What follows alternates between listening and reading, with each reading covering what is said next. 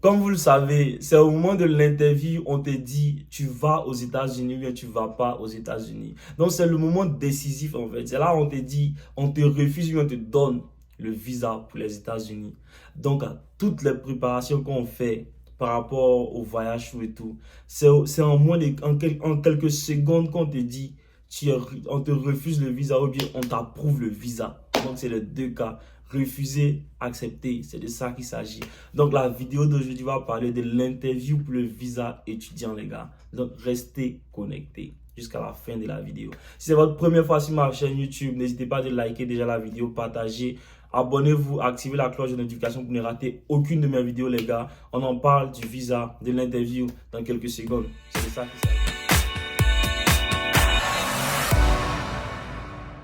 Salut l'équipe, j'espère que vous allez bien, c'est le FMH, c'est Carré. Donc vous savez déjà de quoi parle la vidéo, on n'a pas beaucoup parlé. Mais déjà, pourquoi est-ce qu'on a besoin d'un visa étudiant? Tu as besoin d'un visa étudiant si tu es un élève étranger qui n'est pas d'origine américaine, qui veut venir aux États-Unis pour poursuivre ses études universitaires. Voilà, tu as besoin d'un visa étudiant, soit pour poursuivre ta licence, soit bachelor, ton master ou peut-être plus, voilà. Donc déjà, l'interview, comment ça se passe avant, pendant et après. Donc voilà, on va parler de tout ça dans cette vidéo.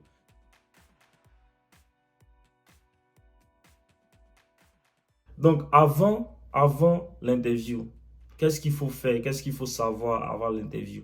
Avant ton interview, tu dois être sûr déjà, avant même de pouvoir avoir une interview, c'est que déjà tu as eu l'admission, payer tes frais de service, DS 160, tu as déjà rempli tous les formulaires et puis tu dois être sûr que tu as tous tes formulaires que tu as remplis, de l'admission jusqu'au DS 160, affidavit, relevé bancaire des parents ou bien du tuteur qui va vraiment te financer pour pouvoir payer tes études ici. En plus de ça, les preuves pour prouver que tes parents peuvent vraiment payer tes études. Il y a beaucoup de dossiers à fournir. En tout cas, le plus important selon moi, c'est vraiment ton parcours, tes bulletins, voilà l'admission, DS 160, des formulaires que tu auras remplis et les paiements que tu auras fait. Et puis là, le reçu du paiement de confirmation de ton rendez-vous aussi. Je pense que là aussi, il demande ça.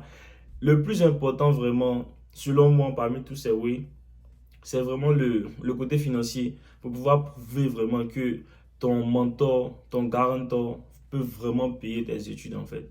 Voilà.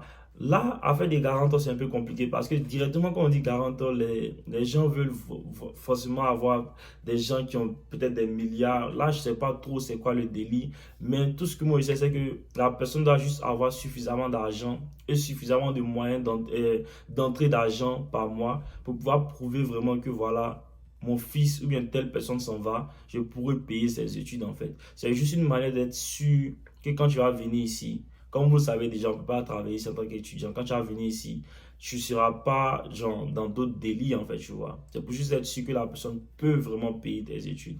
Et puis avant ton interview, il faut tout faire.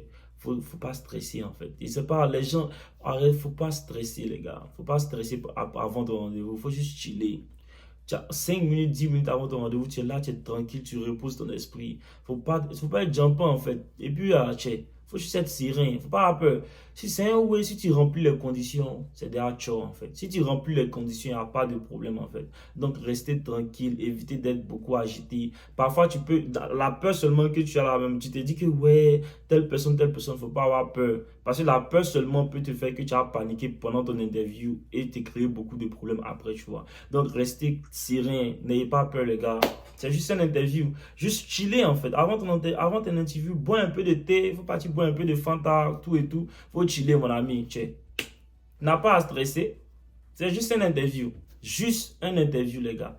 Mettez ça dans votre tête. Il m'avait juste fait un interview. Genre comme si, disons que tu t'en juste causé avec un vieux moro pour le convaincre, mon vieux, pour me donner 10 000, il a besoin de ça. C'est juste une manière de... Tu dois juste elle te demande pourquoi tu t'en vas. Voilà.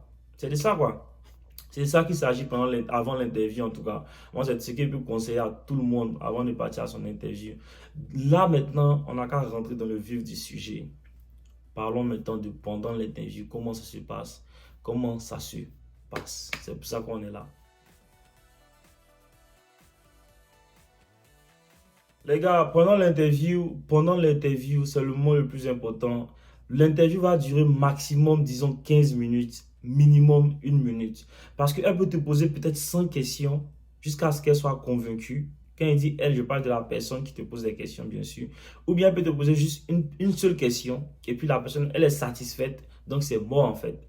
Donc voilà, c'est les deux cas. Dans les deux cas, en tout cas, il faut être prêt. Il faut être prêt pour les 15 minutes. Il faut te préparer au maximum de questions. Les questions basiques qui reviennent généralement, c'est pourquoi tu vas aux États-Unis. En tant qu'un étudiant, il m'envoie aux États-Unis pour étudier, pour suivre mes études, bien sûr. Voilà tout et tout. Mais avant ça, est-ce que l'interview se fait seulement en français ou en anglais? L'interview se fait dans les deux langues, en Côte d'Ivoire en tout cas. En Côte d'Ivoire, tu peux faire l'interview et en anglais et en français. Mais le problème avec le cas, c'est que parfois, les gens qui parlent, qui nous posent des questions, je ne sais pas comment on les appelle, les intervieweurs ou bien quoi, il y a d'autres qui ne sont pas très bien en français en fait. Donc ça fait que quand tu leur parles en français, c'est beaucoup plus compliqué pour eux de te comprendre que quand tu leur parles en anglais.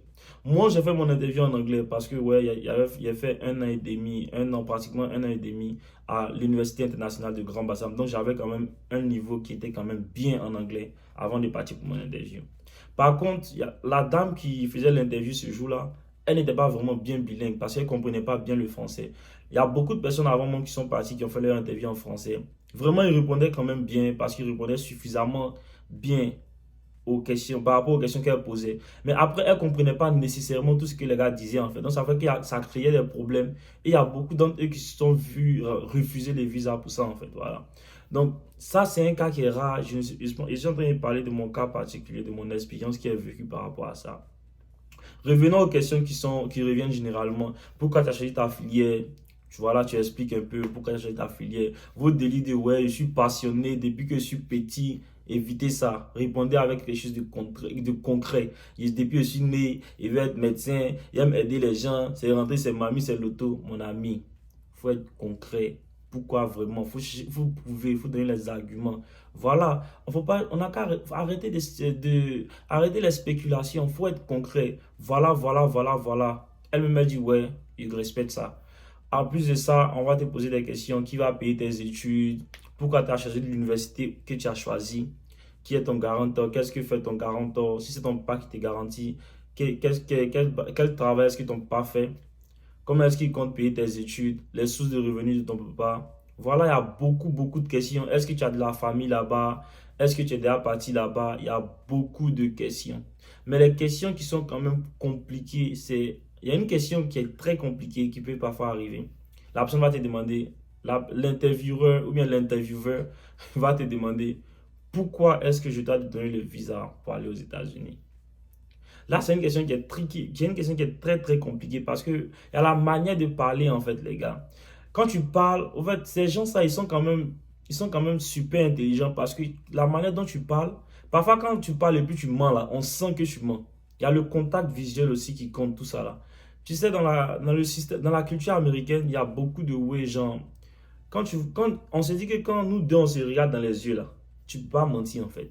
Parce que quand tu mens, généralement, tu as tendance à enlever ton visage, ne pas regarder la personne, tout et tout. Alors que quand tu as le regard qui la fixe, elle sent déjà une confiance déjà en toi, en fait. Voilà, c'est un peu ça. Donc, il y a le comportement aussi qui va avec, en fait, les gars. Il y a le comportement qui va avec. Il y a beaucoup de choses qui rentrent en ligne de compte. Mais voilà, il y a trop de choses, en fait, qui rentrent en ligne de compte. Mais il faut juste être prêt pour les questions, être honnête, être véridique, en fait. Et puis, soyez relax, en fait. Quand tu es relax, là, tout ça, là, c'est vite fait. C'est quand tu es stressé, tu es là, tu essaies de... On pense que c'est... Alors que c'est pas ça. Donc, voilà. Donc, tu viens, relax, tranquillement, tranquille, tu réponds aux questions. Et puis, s'il vous plaît, les gars, soyez bref. Quand on te demande ton nom, c'est quoi? Mon nom, c'est Afoué Adjoa. C'est fini. Mon nom, c'est Afoué Adjoa. Et si né à Daloa, on t'a pas demandé tout ça. Sois bref. Parce que plus tu parles, plus la personne qui fait l'interview trouve les défauts dans ce que tu dis. Et puis, la personne revient dessus, en fait. Donc, c'est ça, en fait. La personne écoute ce que tu dis et puis elle utilise ta phrase pour revenir sur ce que tu as dit, pour te tenter encore en fait. C'est comme genre un examen oral en fait. Il faut juste être mince. Pour les gars qui parlent beaucoup comme moi, on te pose une question, tu as quel âge? Il y a 22 ans. Il ne faut pas dire il y a 22 ans et si dans telle année, on ne t'a pas demandé tout ça. Sois bref. C'est de ça qu'il s'agit. Et puis il y a beaucoup d'autres ways dont ils voulaient parler parce qu'il n'est pas écrit ça sur papier. Ils sont en train de parler ça directement comme ça. Ils sont en train de parler directement comme ça. Donc ça fait qu'il y a beaucoup de choses qui n'est pas écrit, qui m'échappe actuellement. Mais ça va venir avec le temps. Ils sont en train de réfléchir un peu, voilà, tranquillement, tranquille. Mais actuellement, ma lumière s'est éteinte encore. Cette affaire de lumière là, je ne comprends pas. Depuis là, la lumière là, ça fait 3 fois que la lumière là s'éteint. Je ne comprends pas c'est quoi le problème avec la lumière.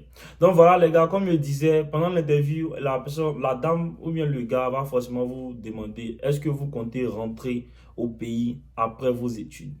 La meilleure manière de répondre à cette question, c'est oui. Par exemple, tu dis non. Est-ce que tu as des arguments pour pouvoir soutenir ça? Non, pourquoi tu comptes plus rentrer? Ça vous dit, ouais, j'ai vécu mon rêve américain, comme ça, comme ça, comme ça. Mon ami, il faut dire oui. Il faut revenir dans ton pays. Il faut venir nous aider à développer notre Côte d'Ivoire. Il faut venir nous aider à développer ton pays. C'est de ça qu'il s'agit. Ils vont te demander aussi, est-ce que tu comptes rentrer pendant les summers? Est-ce que tu es déjà parti aux États-Unis? Tu es marié et tout, tu comptes te marier? Il y a beaucoup de questions qui seront posées en fait. Il faut juste être prêt en fait face à ces questions-là. Par rapport aux questions qui sont posées pendant l'interview, j'ai un questionnaire avec moi qui généralise beaucoup les questions qui très souvent sont posées pendant l'interview et puis qui sont quand même très importantes. Une question qui sont quand même très importantes en fait, qui peut vous aider vraiment à vous préparer pour votre interview. Mais voilà, ce ne sera pas cadeau en fait, parce que vous aimez beaucoup les gratuits. Pour ceux qui sont intéressés en tout cas, qui veulent savoir comment faire pour avoir le formulaire, envoyez-moi des messages sur mon Instagram. Mon Snapchat, pardon, c'est FMH for real. Il y a un message juste en bas là. Vous pouvez m'ajouter et puis voilà, on en parlera vite fait.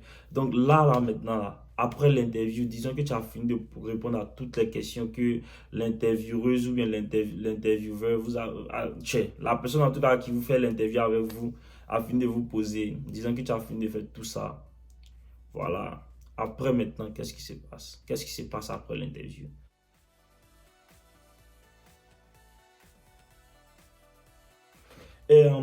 Désolé, monsieur Konaté, mais je suis navré, je ne pourrais pas vous donner votre visa aujourd'hui pour raison de, voilà, vous n'avez pas vraiment montré de preuves tangibles qui prouvent que vraiment vous irez aux États-Unis pour les études.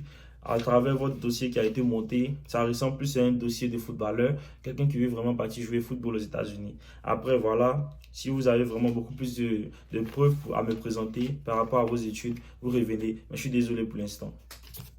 Ou bien, elle va te dire, ah, monsieur Bakayoko, c'est bien, vraiment, très bien, très bien. Je vous donne le visa, mais voilà, revenez dans 3 jours récupérer votre passeport avec le visa à l'intérieur. C'est les 2 cas. Soit tu es le premier, soit tu es le deuxième. Dans les 2 cas, en tout cas, on refuse un, puis on donne à l'autre.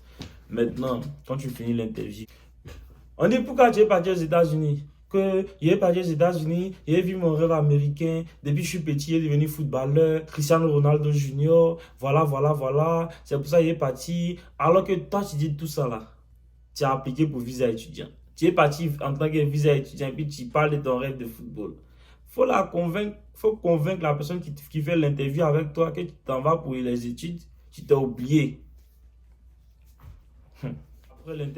Après l'interview, en espace de quelques secondes, elle va directement te dire, soit elle te redonne ton passeport, ce qui n'est pas bon signe, elle va te redonner ton passeport pour te dire que voilà, tu ne l'as pas convaincu suffisamment, donc elle ne peut pas te donner le visa pour aller étudier.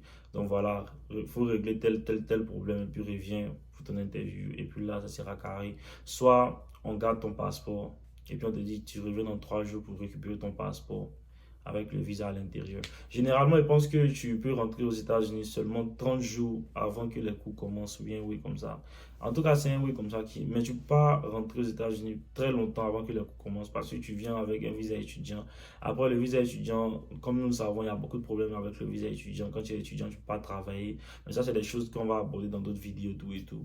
Donc voilà, les gars, c'est la fin de la vidéo. J'espère qu'elle vous aura plu. J'espère que vous aurez vraiment appris beaucoup de choses de la vidéo. Pour ceux qui sont intéressés par rapport au formulaire, n'hésitez pas à m'envoyer des messages sur Snap et sur mes réseaux.